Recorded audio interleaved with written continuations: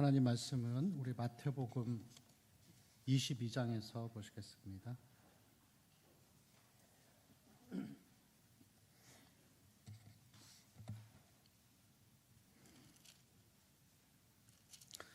(22장) 23절부터 33절까지 우리 한 절씩 교독합니다. 23절을 제가 읽겠습니다. 부활이 없다는 사두개인들이 그날 예수께 와서 물어 이르되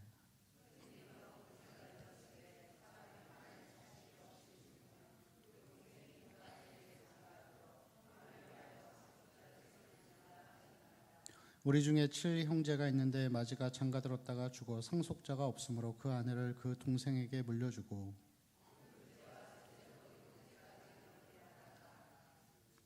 최후에 그 여자도 죽었나이다.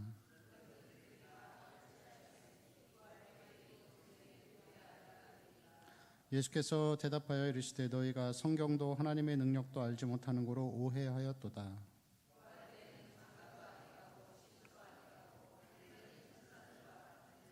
죽은 자의 부활을 논할진대 하나님이 너희에게 말씀하신 바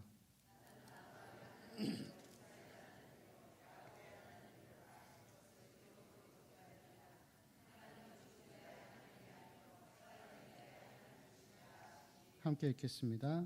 무리가 듣고 그의 가르치심에 놀라더라. 아멘. 할렐루야. 오늘 여기 자주 올라오네요.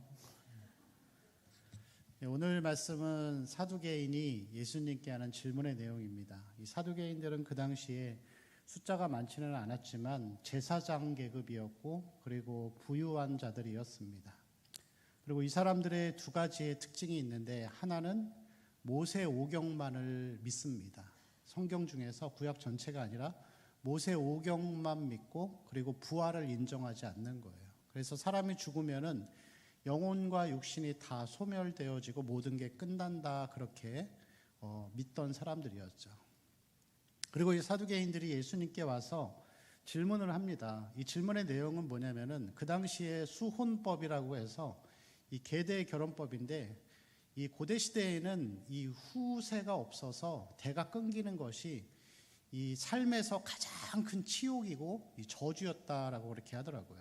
그래서 사람들은 어떻게 해서든지 그 자손을 이어가는 것이 최고의 영광이고 중요한 부분이었는데 오늘 말씀에서 보니까 사실 이런 예는 그냥 있을 수 없는 예지만 이 칠형제가 있습니다. 이 칠형제 중에서 마지가 결혼을 해서 이제 사는데 자식이 없이 죽은 거예요. 그러면은 그 밑에 이 둘째 아들이 형수와 잠을 자서 아이를 낳는 거예요. 그러면 이 아들이 태어나서 이 형의 이름을 물려받고 형의 재산도 받고 그리고 형의 가문을 이어가는 그런 역할들을 하는 것이겠죠. 그래서 이것을 수혼법이라고 하는데 이 사두개인의 오늘 질문은 그 칠형제가 둘째도 죽고 셋째도 죽고 일곱째까지 다 죽은 거예요. 그러면 나중에 천국 가서 부활이 만약에 있다라고 하면은 그럼 천국 가서 이 여인은 누구의 아내가 되겠습니까? 라는 질문이죠. 근데 이 질문에 대해서 예수님이 두 가지의 답변을 하십니다. 하나는 뭐냐면 천국에는 그런 게 없다. 천국엔 결혼이 없다는 거예요. 천국엔 가족이 없다는 거예요. 여러분 천국에는 가면은 가족이 없어집니다. 여러분 나중에 천국 가면 어머니 아버지 보고 싶으시죠? 네, 안 보고 싶으세요?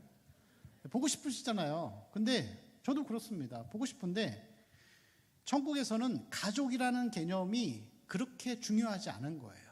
그만큼 너무나 영광스러운 곳이기 때문에 가족의 그런 끈끈한 정과 사랑과는 비교할 수 없는 공동체인 거예요. 그래서 그런 공동체라는 것이면서 천국은 그런 곳이다 이렇게 표현을 합니다. 그리고 두 번째 답변은 하나님은 산자의 하나님이다 라고 이렇게 고백을 하게 되는 것을 볼 수 있습니다. 우리 성경 말씀에서 우리 한번 같이 읽어보겠습니다. 32절 말씀입니다. 우리가 읽었던 본문의 말씀 22장 32절입니다. 시작. 나는 아브라함의 하나님이요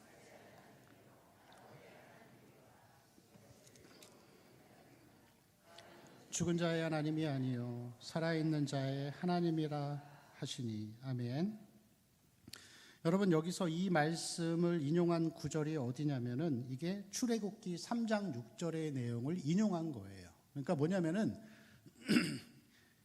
여기서 표현하기를 이 하나님은 야곱, 아브라함의 하나님, 이삭의 하나님, 그다음에 아브라함과 이삭과 야곱의 하나님이다라고 표현을 하는데, 여러분 이 말을 하고 있을 때 아브라함은 죽었나요? 살아있나요?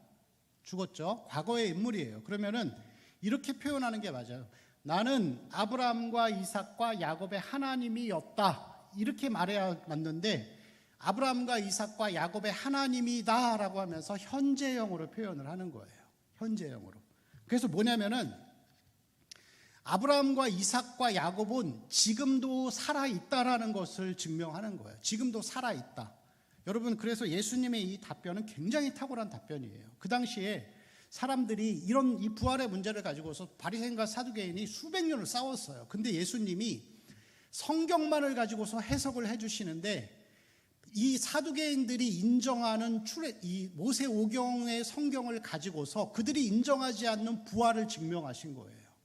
굉장한 말씀이죠. 예수님의 이 지혜와 신적인 권위는 굉장히 놀라운 것이라고 할 수가 있습니다. 그래서 예수님의 답변은 천국은 가족의 개념이 없어지고 하나님은 산자의 하나님이다라고 하면서 부활이 있다라는 것을 우리에게 말씀하고 있는 것입니다. 여러분, 이 말씀을 읽다가 보면은 이 말씀은 예수님이 죽으시기 바로 며칠 전 6월절 화요일에 사두개인이 했던 그런 질문들입니다. 그런데 이 본문의 내용들을 우리가 보다가 보면은 앞뒤 내용을 보면은 이게 비슷한 내용들이 나와요.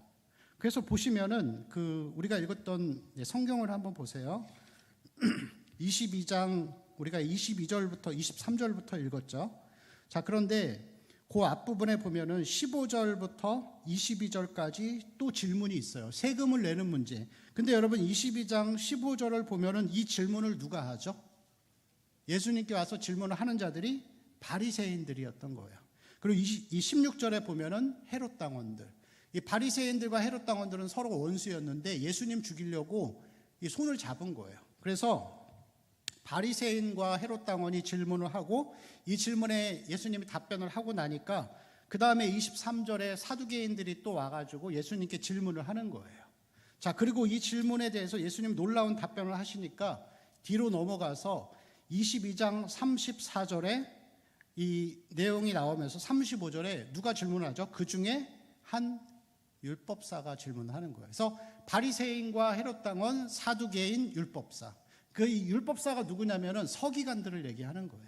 그럼 그 당시에 모든 종교 지도자들, 바리새인과 제사장, 서기관, 사두개인들이 예수님께 와서 순차적으로 질문을 하죠. 세금 문제, 부활 문제, 그럼 가장 큰 계명은 무엇인가 하면서 세 가지의 질문을 하는데, 그래서 이 부분을 뭐라고 표현하냐면은 질문의 화요일이라고 표현을 해요. 질문의 화요일.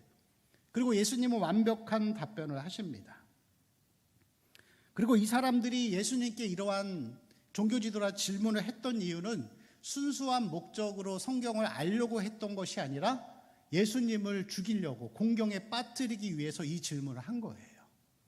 그런데 여러분, 예수님의 답변은 무엇이죠? 예수님의 답변은 각자에 대한 답변들을 이제 내시면서, 특별히 우리가 오늘 읽었던 천국에는 천국에는 가족이 없고 그리고 부활은 있다, 이렇게 표현할 수 있겠죠. 그럼 여러분, 이 말씀에서 성경이 말하는 교훈은 뭘까요? 교훈. 여러분, 모든 성경은 다 교훈이 있어요. 이 본문을 주실 때는 이것을 우리에게 어떻게 적용해야 할지를 분명히 성경은 우리에게 보여줍니다. 근데 오늘 우리가 읽은 이 본문의 말씀은 부활 논쟁과 이것은 우리에게 이 본문 자체만으로서는 그 교훈과 적용이 뭔지를 우리는 알 수가 없어요. 그럼 부활이 있다? 그냥 단순히 그런 걸 얘기하는 게 아닌 거예요. 그럼 여러분, 한번 성경을 보면서 그 교훈과 적용이 뭔지를 잘 보시면 좋겠습니다. 자, 성경을 다시 보세요. 눈으로만 보시면 됩니다. 22장의 내용은 질문에 대한 모든 내용들이 나오는데 22장 1절에서 14절까지의 말씀이 뭐죠? 혼인잔치의 비유에 대한 이야기가 나옵니다. 그리고 혼인잔치의 청함을 받은 자들이 오지 않으니까 다른 자들을 초청하죠. 그리고 22장 13절에 보니까 초대받지 못한 자들은 손발을 묶어 바깥 어두운 데에 내던지며 슬피 울며 이를 갈게 된다라고 하는 거예요. 그러면서 이 혼인잔치는 예수님의 이 재림과 심판을 우리에게 보여주는 것입니다. 그리고서 이 우리가 읽었던 그 내용에서 이제 부활에 대한 이야기들을 하죠. 부활에 대한 이야기들을 하는데 여러분 다시 성경을 보세요. 22장 앞에 21장이요. 21장에 대한 내용들이 나오는데 21장 33절부터 46절까지 보면은 무슨 비유죠? 포도원 농부의 비유예요. 그럼 여러분 포도원 농부의 비유가 뭐죠? 포도원을 맡겼는데 나중에 이 일꾼들이 아들도 죽이는 거예요. 그럼 이 내용이 뭐냐면은 예수님이 이 땅에 오셔서 하신 공생의 사역을 얘기하는 거예요. 구원의 주로 이 땅에 오셔서 수치와 모욕을 당하다 포도원 아들처럼 죽었다. 십자가에 죽었다라고 하는 예수님이 하신 일들을 우리에게 보여주는 것이에요. 자, 그러면서 그 다음에 천국에 대한 누가 천국에 가는가에 대한 말씀을 하신 이후에 부활 논쟁, 오늘 말씀에 나오죠. 이 사두개인과의 질문을 통해서 부활하시고 다시 오실 예수 그리스도를 우리에게 보여주는 거예요. 다시 정리해 드릴게요. 그래서 이 포도원 비유는 예수님이 이 땅에서 구원자로 오셔서 하신 일들을 보여주고, 이 보고 있는 부활 논쟁과 혼인잔치는 이제 다시 오실 심판의 주로 오실 예수 그리스도의 심판과 재림에 대한 것들을 우리에게 말씀하고 있는 거예요. 자, 그래서 여러분 성경을 한 번만 더 다시 볼게요. 22장 23절을 보시면요, 우리가 읽었던 본문, 부활이 없다는 사두개인들이 그날 예수께 물어 이르죠. 여기서 그날은 신학자들이 말하기를 심판의 날이라는 것을 비유하는 거예요. 심판의 날. 그 다음에 이 30절 보시면은 이제 그 부활 논쟁에 대한 이야기들이 나오죠. 그리고 마지막 절 22장 46절에 보면은 22장 46절에 뭐라고 나오죠? 같이 한번 읽을까요? 한마디도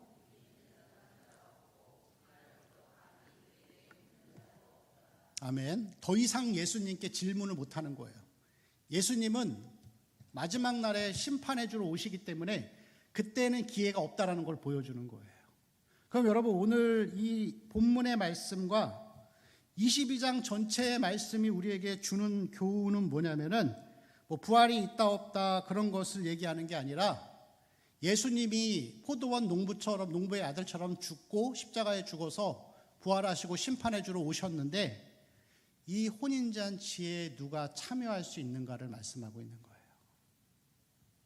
천국에 누가 가는가? 천국에 누가 갈 수 있죠? 천국에 누가 가는가를 우리에게 분명하게 말씀하고 있는 것입니다.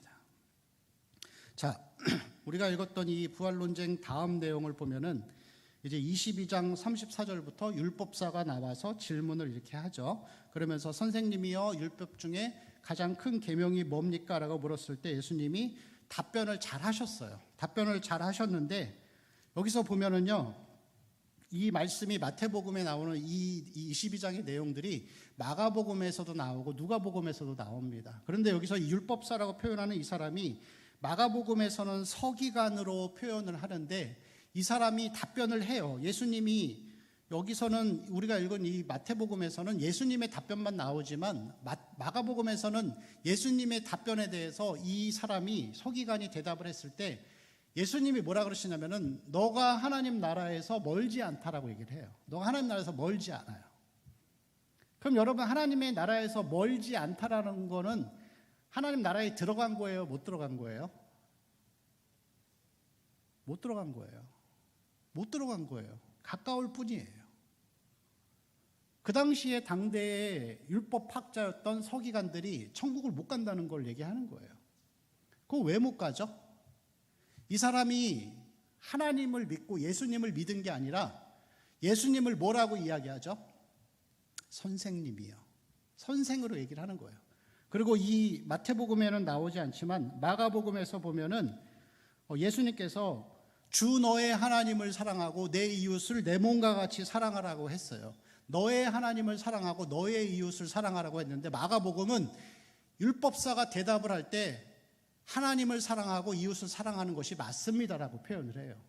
나의 하나님, 나의 이웃이라는 말을 빼는 거예요. 여러분, 성경에서 사도 바울이나 시편의 기자들은 항상 하나님을 고백할 때 뭐라고 고백하는지 아세요? 나의 하나님, 나의 하나님, 나의 하나님 하면서 인격적으로 하나님을 믿은 것을 표현하는데, 이 서기관은 율법엔 정통했지만 하나님을 지식적으로 아는 거예요. 이웃을 진짜 사랑하는 게 아니에요.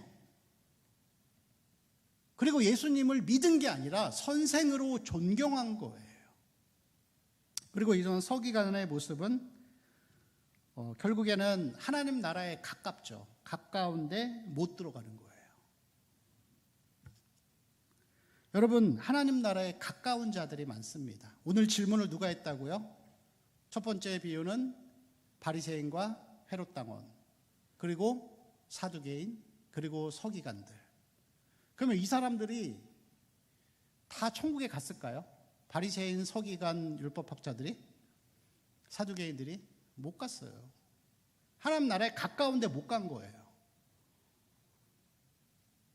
그럼 여러분, 그 당시에 예수님이 오시기 전까지 400년이라는 기간이 있잖아요. 중간기 동안에 바리새인과 서기관들과 사두개인들이 성경을 가르쳤어요, 백성들한테.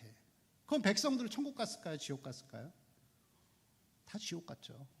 400년 동안 다 지옥 간 거예요. 무서운 얘기죠.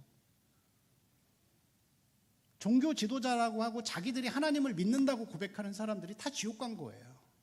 하나님 나라에서 가까운 자들, 들어가지 못했지만 가까운 자들이죠. 여러분, 교회도 똑같습니다. 오전에 목사님께서 그런 말씀하셨죠. 교회 안에 불신자가 너무 많다고. 여러분, 우리는 믿음으로 고백하는 자들이 천국에 가는 거예요. 교회 다닌다고 천국 가는 거 아닙니다. 믿음으로 사는 자가 천국에 가는 거예요. 하나님 나라에 가까운 자들이 너무 많은 거예요. 우리가 복음을 밖으로 전해야 하지만 먼저는 우리가 이 복음에 순종하고 복음에 대한 확신이 있어야 되는 것이겠죠. 모태신앙인들, 부모 따라서 어렸을 적부터 교회 다니다 보니까 교회가 익숙한 거예요. 종교가 익숙한 거예요. 은혜라는 단어가 익숙하고 믿음이 익숙한 거예요. 하나님을 인격적으로 만났는지는 잘 모르겠어요. 점검해 보세요. 자녀들한테 한번 물어보세요. 물어봐야 합니다. 여러분, 마태복음 7장에 보면은 예수님이 말씀하시죠. 나더러 주여 주여 하는 자마다 천국 가는 게 아니고 하나님 뜻대로 하는 자가 천국 가는 거다. 그때 사람들이 이야기하죠. 주여, 우리가 주의 이름으로, 예수님 이름으로 선지자 노릇하고, 선지자, 하나님의 말씀을 전하는 선지자 노릇했고, 귀신도 쫓아내고 병도 쫓아내고 많은 능력을 행했습니다. 근데 예수님 뭐라 그러시죠? 나는 너희들 모른다.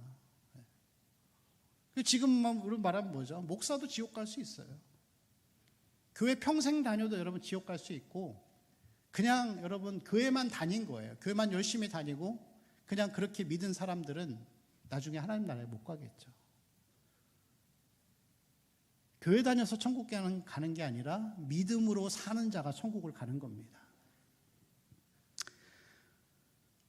그래서 여러분, 이 믿음은 뭐냐 그러면, 우리가 이 바리새인이나 서기관과 제사장들과 다른 마음, 이 믿음은 뭐라고 하냐면은 로마서 1장 5절 말씀을 보면은 믿음을 이렇게 표현하고 있습니다. 로마서 1장 5절 우리 한번 같이 읽을까요? 시작. 그로 말미암아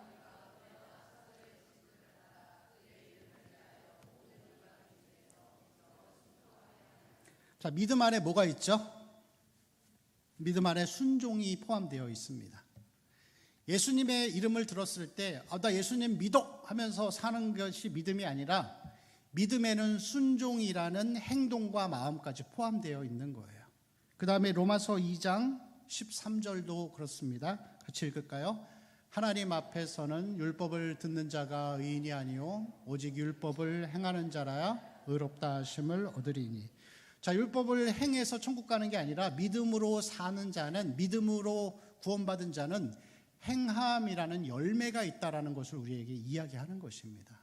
구원의 조건이 아니라 구원의 열매라는 거예요. 그게 여러분 달란트 비유가 그 얘기를 하는 거예요. 구원받은 사람은, 믿음으로 하나님을 믿는 사람은 남기는 삶을 산다는 거예요. 얼마를 남기고 중요하고 남겨서 천국 가는 게 아니라 구원받았기 때문에 열매라는 것을 남기면서 산다는 거예요. 야고보서 말씀이 그걸 이야기합니다. 행함이 없는 믿음은 죽은 믿음이다. 행함으로 구원받는 게 아니라 믿음으로 구원받은 사람은 행함이라는 열매가 있다라는 거예요. 그럼 여러분, 순종과 행함과 믿음, 이게 뭘까요? 행함이란 무엇일까요? 우리 29절 말씀 한 번 더, 22장 29절 같이 읽겠습니다. 시작. 예수께서 대답하여 이르시되 오해하였도다. 아멘. 자, 반대로 생각하시면 돼요.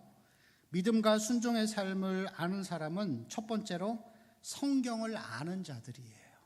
이게 뭐냐면은, 성경을 안다라고 하는 거는 이 바리새인, 서기관, 제사장들이 예수님 앞에 나올 때 말씀에 대한 태도가 어떠죠?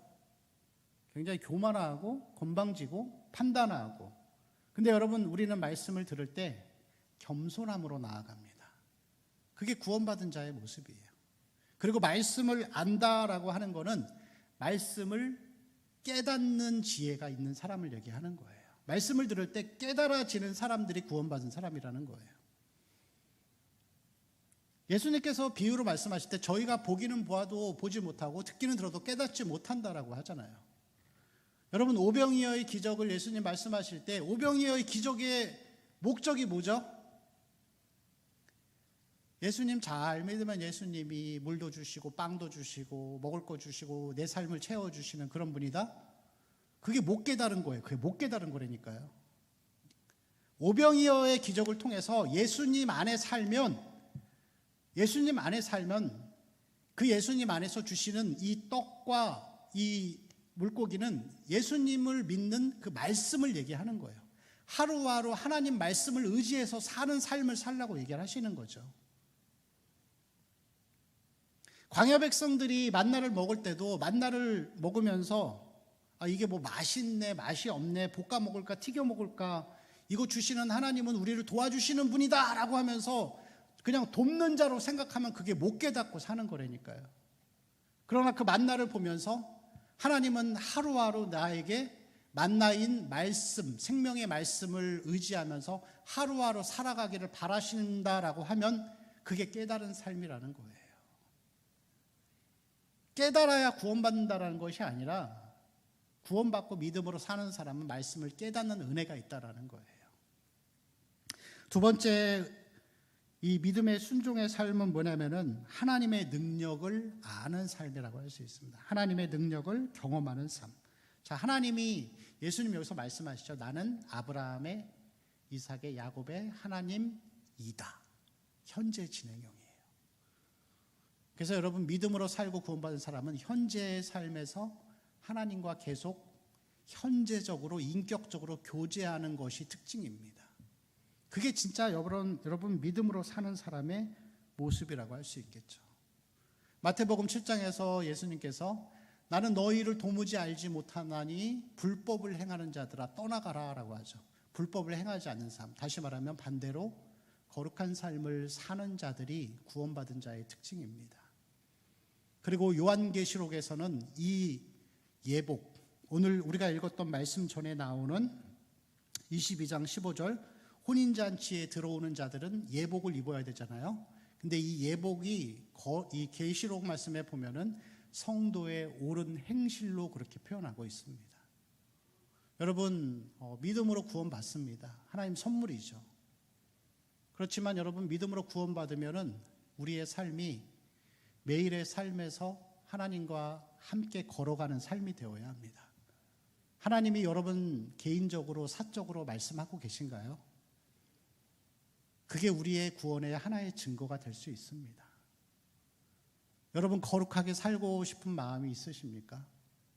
매일 나의 모습을 보면서 여전히 혈기왕성하고 여전히 음란하고 여전히 죄악 가운데 살면서도 이게 힘들고 어렵고 고치고 싶고, 그래서 하나님을 의지하고 성령을 의지하며 살려고 하는 마음들, 그렇게 비록 살지는 못해도 그렇게 살기를 소망하며 하나님 은혜를 소망하며 사는 것이 그게 여러분 혼인잔치에 들어가는 자들의 특징입니다. 여러분, 우리가 이 복음을 위해서, 영혼의 구원을 위해서 힘써야 합니다. 먼저는 우리 자신이 이 영혼에 대한 구원에 대한 확신이 있어야 할 줄로 믿습니다. 매일매일 하나님과 함께 걸어가십시오.